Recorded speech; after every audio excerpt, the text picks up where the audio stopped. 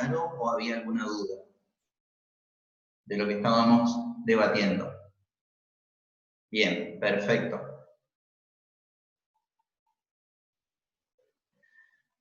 Entonces, como decíamos, esto es lo que significa el análisis del salario nominal en comparación al salario real. Por lo tanto, el hecho de que aumente el salario nominal no necesariamente implica que la cantidad de bienes y servicios que nosotros podremos adquirir también va a ir en esa misma línea, ¿sí? Siempre vamos a tener que comparar con respecto a algún bien o servicio que tomemos como referencia para saber si las cantidades nominales que recibimos de nuestro salario efectivamente nos permiten seguir comprando la misma cantidad de bienes, ¿sí? Por otro lado, también existe el concepto de salario mínimo, que es un salario de base que se establece, ya sea en términos legales o bien de acuerdos entre empresas y otro tipo de entidades, como por ejemplo los sindicatos, en relación a alguna actividad en particular. Sobre el salario mínimo nosotros vamos a hablar un poquito más en profundidad a partir de la clase siguiente, cuando abordemos específicamente lo que es el salario mínimo vital y móvil, ¿sí? Entonces, cuando definimos un salario tenemos que tener en cuenta el tipo de trabajo que se hace, por lo tanto tenemos que abonar en función a ese trabajo que se realiza. También tener en cuenta la contribución que realiza el trabajador a la organización. A eso es lo que llamamos en el segundo punto la medida del valor. Por supuesto que en función a esto ustedes podrán observar que existen distintos trabajadores y distintos niveles de contribución que realiza cada trabajador a la organización. Entonces, esto también va a influir en lo que representa la cantidad de salario que se asigne a cada uno de ellos. Esto también, por supuesto, produce y provoca dentro de la organización que cada uno tenga una determinada jerarquía, no solo de lo que representa su ubicación por el puesto de trabajo en el que se ocupa dentro del organigrama, sino también por lo que el salario va a representar para el mismo. Entonces, esto se visualiza claramente en que el salario nominal que va a tener un trabajador que está en el nivel más operativo de la organización, naturalmente que va a ser diferente a aquel que tenga un trabajador que esté en un nivel de jerarquía superior y, por supuesto, en los niveles superiores también de la organización. Esto también contribuye a definir la calidad de vida del trabajador, ¿está? Porque aquel que tenga un menor salario nominal tenderá también a tener una menor calidad de vida. ¿Está sustentado en qué? Y por supuesto en el tipo de productos y servicios que podrá adquirir. ¿Está? Entonces, cuanto menor sea el salario nominal y consecuentemente en el análisis con el salario real también sea más bajo, por supuesto que podrá adquirir menor cantidad de bienes y servicios o menor calidad también de bienes y servicios. Entonces, cualquiera de las dos que sean las variables que podamos analizar, o cantidad o calidad, siempre va a ser menor, ¿sí?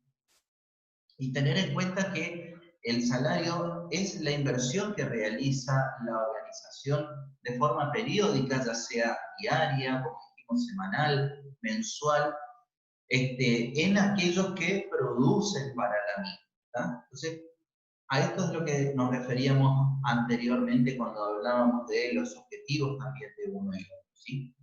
La composición del salario tendrá que ver con aspectos organizacionales y, por supuesto, con aspectos que provienen del exterior o del medio ambiente. Desde el punto de vista interno, bueno, ¿cuál será la carga de tecnología que tenga el puesto de trabajo en la organización? Es decir, ¿qué tanto nivel de conocimiento, de tecnicismo se requiere para desarrollar las tareas en ese puesto de trabajo? Si estamos hablando de un puesto que vamos a comparar dos situaciones extremas, estamos analizando un puesto de trabajo que el trabajador tiene que realizar tareas de mantenimiento y limpieza, está donde la tecnología es muy básica, simplemente artículos de de limpieza son los que se tienen que utilizar, y la tarea en sí no tiene mucho tecnicismo o complejidad en su desarrollo, versus la tarea que desarrolla un programador que tiene que utilizar no solamente un equipamiento tecnológico específico, sino también tiene que aplicar una serie de conocimientos previamente adquiridos. Bueno, eso también influye fuertemente en la composición del salario, ¿sí? La política de recursos humanos que tenga la organización, a quienes desea premiar, a quienes no, con base en qué elementos están establecidos los componentes, por ejemplo, variables, ¿sí?, de lo que es el salario, la política salarial de la organización, es decir, si se ajusta a algún convenio colectivo previamente establecido, por ejemplo, con un sindicato, o alguna escala salarial que exista en el mercado, o simplemente se guía por criterios, además de esos, propios que la organización pueda definir. Por supuesto que la capacidad financiera de la organización tendrá que ver y mucho en esto. Acá volvemos a repetir un poco lo que la compañera hoy al comienzo señalaba respecto a las ganancias, ¿sí?, que desea obtener la organización. Esto también, este desempeño financiero exitoso también tendrá que ver con factores de definición de los salarios, ¿sí? Y por supuesto el nivel de competitividad que tenga la organización, es decir, en qué modelo de negocio se encuentra, en qué mercado se encuentra. No será lo mismo los salarios que pague una organización de base tecnológica, ¿sí?, que aquella que utilice rutinas y procesos estandarizados dentro de su esquema de negocio, como por ejemplo lo puede ser un supermercado, o una librería, o una organización básicamente de estilo comercial, podríamos decir, ¿sí?, donde no hay demasiados componentes tecnológicos en las tareas que se llevan adelante, ¿sí? Por otro lado, también, eso es lo que hace a los componentes internos de la organización. Por el lado de los componentes externos, bueno, ¿cómo está la situación del mercado de trabajo? Está hoy, en donde a partir de la situación de la pandemia, el gobierno nacional fundamentalmente empezó a tomar decisiones sobre lo que representa las libertades de los individuos, ¿está?, restringiéndolas a partir de la cuarentena, y eso impactando fuertemente en el mercado de trabajo y naturalmente en la salud de las organizaciones. Eso ha llevado que durante todo este tiempo se hayan perdido o hayan cerrado 200.000 empresas y se hayan perdido 900.000 puestos de trabajo, ¿sí?, en todos estos meses que está durando la misma. Entonces, esto también repercute fuertemente en la situación del mercado de trabajo, como vimos en la unidad número 2, cuando hablábamos del mercado de recursos humanos y del mercado de trabajo, ¿sí? Si tengo una mayor cantidad de personas buscando trabajo y menor cantidad de organizaciones dispuestos a brindar puestos de trabajo, naturalmente que allí las exigencias van a disminuir lo que son respecto a las pretensiones salariales de los mismos, ¿sí? Ni hablar de la coyuntura en la cual nos encontramos. Inflación, ¿sí?, que estamos aparentemente por cerrar otra vez este año con un 40% aproximadamente de inflación, tal vez un poquito más. La recesión, caída del PBI argentino, estimado en el 10%, ¿sí? Algunos hablan también del 12 o 15%. Costos de la canasta de alimentos, como decíamos recién en el artículo periodístico, que hablaba de las tarifas de los servicios públicos en general, luz, agua, teléfono, internet, todo lo que son los servicios públicos, transporte también, pisadas de alguna manera, ¿sí?, o no autorizadas a elevarse en función a decisiones del Poder Ejecutivo Nacional. Bueno, eso también influye naturalmente. Los sindicatos, el poder que tienen los sindicatos y las negociaciones colectivas que se llevan adelante entre empresas y sindicatos o grupos de trabajadores autorizados para ello.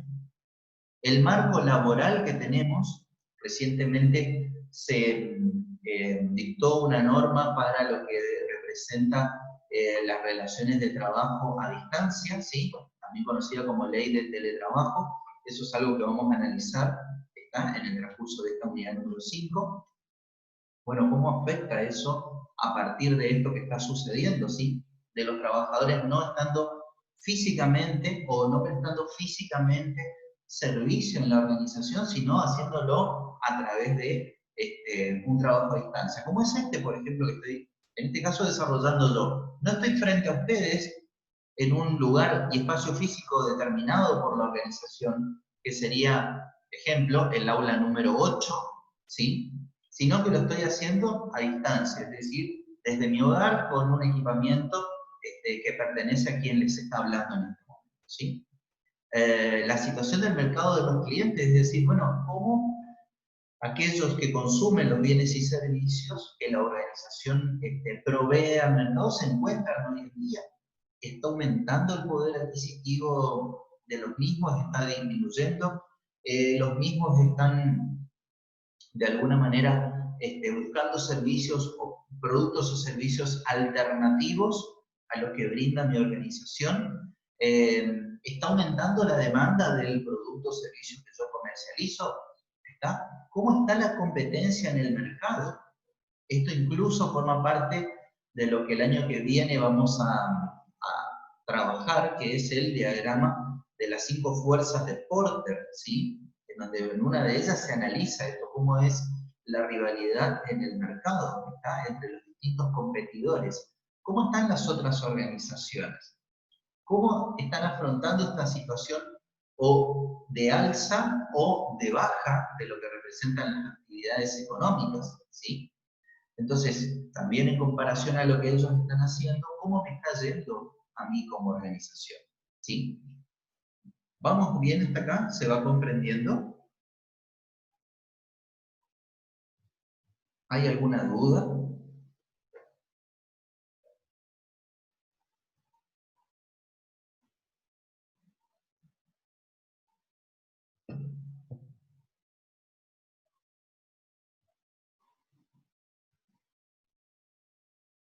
Bien.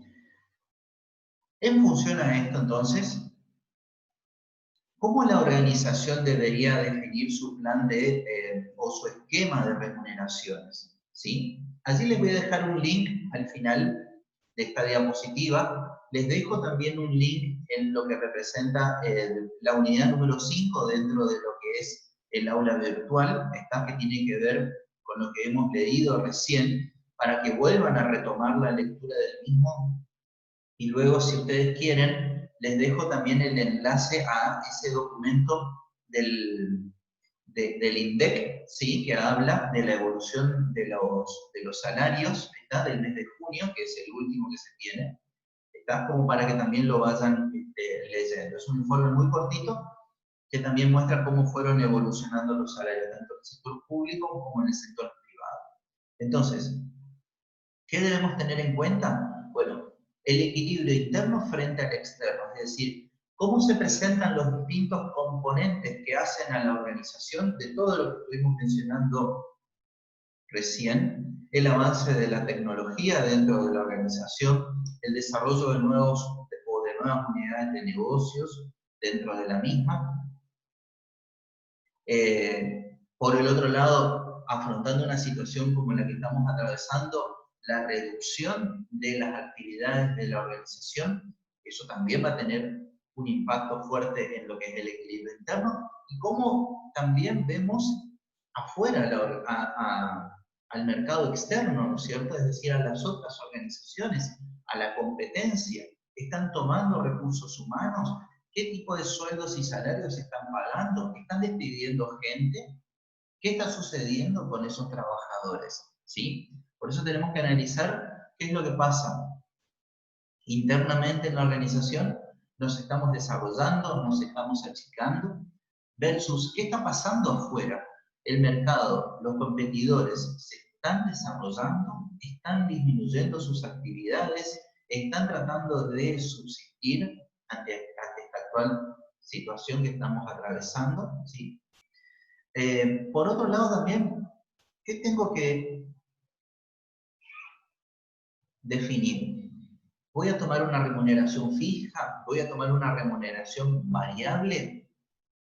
Esto lo voy a hacer en función a las posiciones de jerarquía que tenga en la organización. ¿Voy a tomar remuneración fija para determinados puestos de trabajo y voy a tomar remuneración variable para otros puestos de trabajo? Bueno, entonces aquí voy a tener que evaluar también qué tipo de puestos, qué tipos de recursos humanos estarán afectados por una remuneración fija y qué tipo de recursos humanos o de puestos estarán afectados por una remuneración variable. En el caso de los que... Profe, Sí, señor. ¿eso tiene algo que ver con que el Estado se hacía también cargo de parte de de las remuneraciones en algunos negocios? En el primer punto, sí. Puntualmente lo que es el pago de el ATP, ¿sí? Y del IFE, como se conoce hasta hoy, sí, eso también forma parte del análisis de este equilibrio interno versus el equilibrio externo, porque fundamentalmente nosotros tenemos que tener en cuenta, tomando el equilibrio externo, bueno, ¿hay algún actor que esté interviniendo en el mercado de sueldos en este caso? Bueno, en este caso el Poder Ejecutivo Nacional está haciendo frente a parte de lo que representan las erogaciones de una determinada empresa o de un conjunto de empresas que están bajo una condición determinada. ¿Está? Entonces eso también forma parte de este análisis del equilibrio interno versus el externo. ¿Está? No sé si se alcanza a entender. Gracias, profe. Sí, sí. Bien. Tendré que considerar desempeño o antigüedad en la empresa, es decir, tendré que tomar en consideración cuál es el nivel de productividad que tiene el recurso humano, cuáles son los puestos que tienen determinado nivel de productividad, qué nivel de productividad tomo para cada puesto, es decir, aquellos que están en el sector comercial, tendré que establecer criterios vinculados a actividades de comercialización, de venta, de entrega de productos y servicios, de satisfacción de los clientes.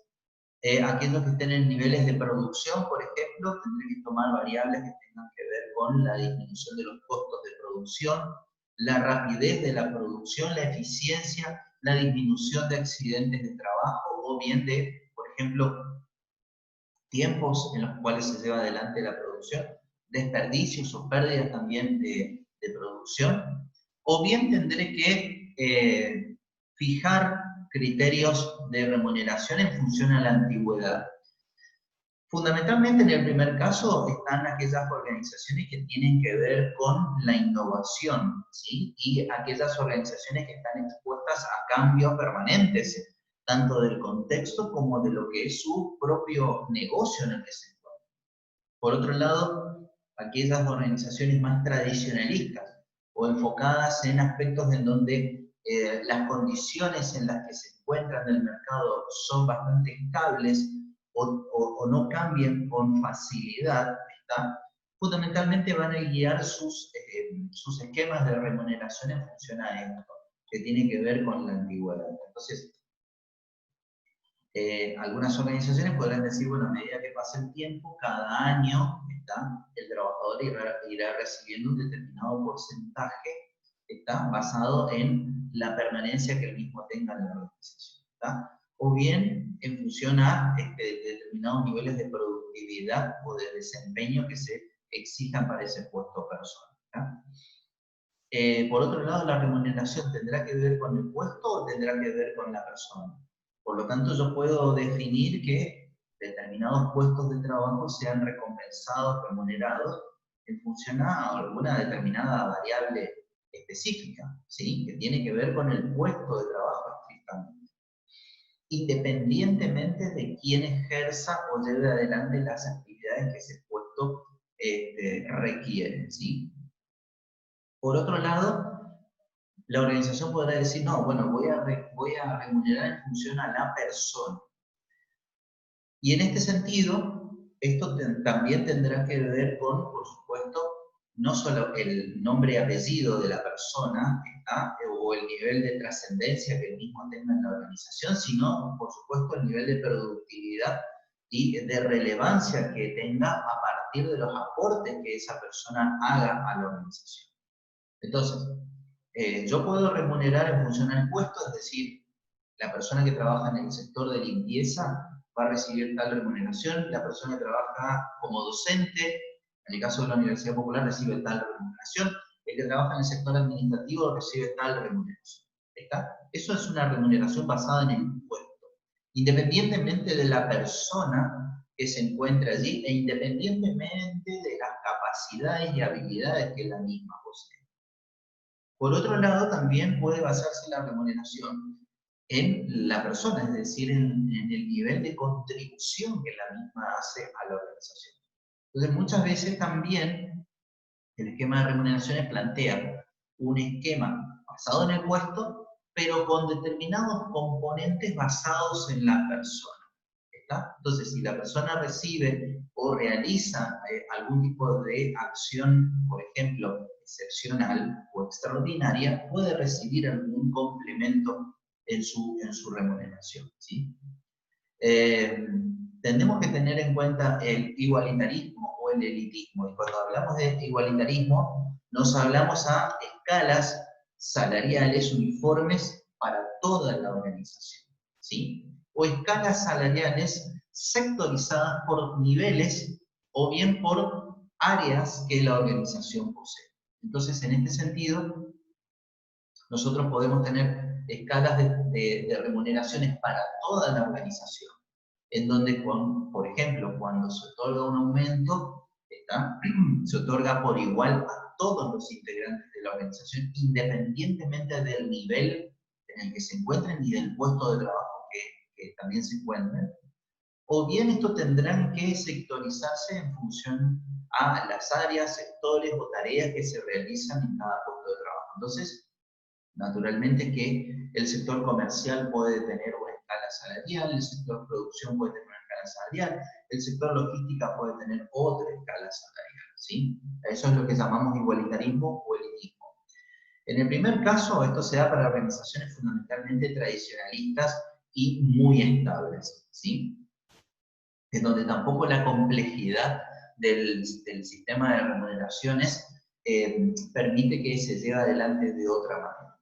Por el otro lado, el área de recursos humanos tiene que estar suficientemente entrenada para ir naturalmente negociando los esquemas de salarios de cada área y así también conocer los niveles de productividad que tenga cada área. Por lo tanto, los niveles que se exijan a un área comercial, por ejemplo, no serán los mismos que se exijan a el nivel de producción o de logística o de administración y finanzas, por ejemplo, ¿sí?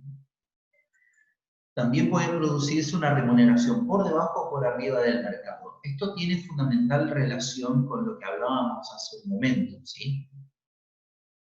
Hablamos de remuneración por debajo del mercado cuando nosotros abonamos salarios que tienen una menor retribución de lo que las normas exigen, fundamentalmente. Y esto no es porque las normas lo permitan, sino porque existen esquemas como los que hoy señaló la compañera, por los cuales se abona al trabajador una menor retribución, fundamentalmente restándole determinados derechos que la norma hoy contempla, por ejemplo, ¿sí? Un caso muy puntual tiene que ver con aquellos trabajadores que están en relación de dependencia y que son monotributistas, ¿está? Entonces facturan a la organización una determinada cantidad, ¿está? En forma mensual, y la organización les abona por esa facturación que realizan, ¿está? En ese caso, no existe la relación de dependencia, muchas veces lo que se abona es inferior a lo que correspondería si el trabajador estuviera en relación de dependencia. Muchas veces también sucede que el trabajador está registrado de forma parcial y no total. Esto ustedes seguramente lo vieron en la ley de contrato de trabajo, que son los llamados registraciones en gris, ¿está? En términos coloquiales, ¿está? Significa que el trabajador está registrado por media jornada, por ejemplo, pero presta servicio por jornada completa. Entonces, la remuneración que recibe estrictamente es menor a la que debería recibir, ¿está? o bien por arriba del mercado cuando un puesto de trabajo de un trabajador debería recibir una determinada cantidad de dinero y la organización decide abonarle más por algún tipo de característica específica que pueda tener el trabajador, algún conocimiento, alguna habilidad excepcional que no sea fácil, digamos, de encontrar en el mercado. Cuando los premios son monetarios o extramonetarios, esto tiene que ver con lo que hablábamos anteriormente, cuando se paga algún adicional o beneficio, tanto en términos de dinero como en especie. Cuando la remuneración es abierta o es confidencial, abierta quiere decir que todos pueden conocer las remuneraciones de los restantes integrantes de la organización, o bien confidencial cuando esto tiende a ser muy restrictivo, ¿sí? Y no es posible conocer la remuneración que tienen los restantes integrantes de la organización. O bien cuando las decisiones de las remuneraciones están centralizadas o están descentralizadas. Centralizadas fundamentalmente o en un área de recursos humanos que existe dentro de la organización, o bien dentro de los niveles superiores de la organización, está en la cúpula de la misma, en lo que conocemos como el nivel superior de la organización o nivel estratégico de la organización. O descentralizado, y allí por supuesto se toman todas las decisiones vinculadas a los aspectos salariales. O bien descentralizadas cuando cada área, ¿sí? O cada gerencia por sí misma puede establecer dentro de ciertos límites también muchas veces determinados criterios para llevar adelante la determinación del salario, ¿sí? ¿En qué afecta que sea abierta o confidencial?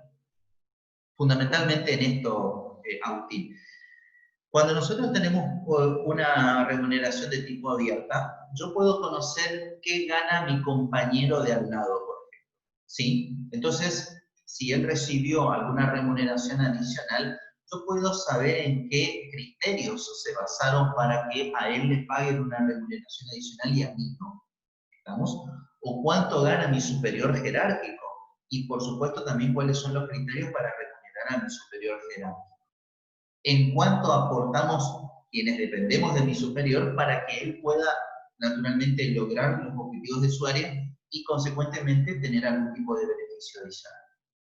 Que sea confidencial marca que los distintos actores de la organización no tienen acceso o posibilidad de acceder a libremente el conocimiento del sueldo de los distintos actores de la organización, y eso naturalmente que provoca, por un lado, cierto recelo a que todos los actores de la organización conozcan, por supuesto, el sueldo de cada uno de los actores.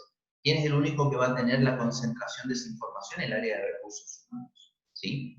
Pero suponte vos que yo soy un operario del sector logística, no conozco qué sueldo, por ejemplo, tiene un empleado del área administrativa, un empleado contable del área administrativa, ¿sí? Eso puede provocar que yo pueda tener algún tipo de descontento, ¿sí? Porque quiero saber cuánto gana, ¿está? O de escepticismo, porque a lo mejor él está recibiendo alguna remuneración adicional, o yo creo que recibe alguna remuneración adicional, por una tarea que creo que no es relevante, ¿sí? Entonces, ahí se pueden producir ciertos recelos entre las áreas respecto a cómo se abona el salario de uno y cómo se abona el salario de otro. Por supuesto que si yo soy amigo de ese empleado del área contable y le pregunto, che, ¿cuánto vos ganas? Ese empleado me lo va a decir, ¿estamos? Pero no siempre va a ser posible. No sé si respondí a tu pregunta que la formulaste.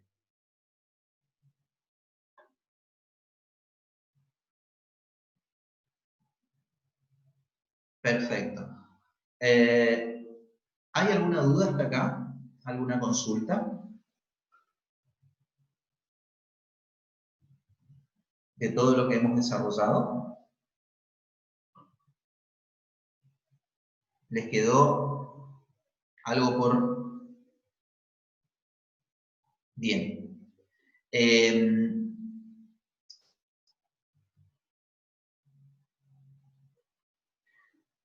Hasta aquí lo que tiene que ver con nuestra clase del día de hoy.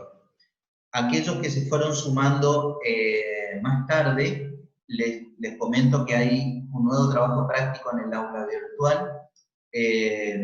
En el transcurso de la semana voy a subir tanto esta grabación como la de la semana anterior, que me está restando subirla, ¿sí?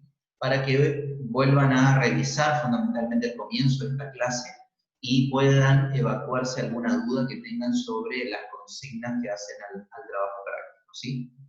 De igual manera, repito, todo tipo de duda que vayan teniendo, a medida que lo van resolviendo, por favor, plantéenlo en el foro de consultas generales. Y en el transcurso de la semana, o a más tardar el próximo lunes, les voy a estar confirmando también si el lunes que viene tenemos clases en virtud de lo que es la semana de exámenes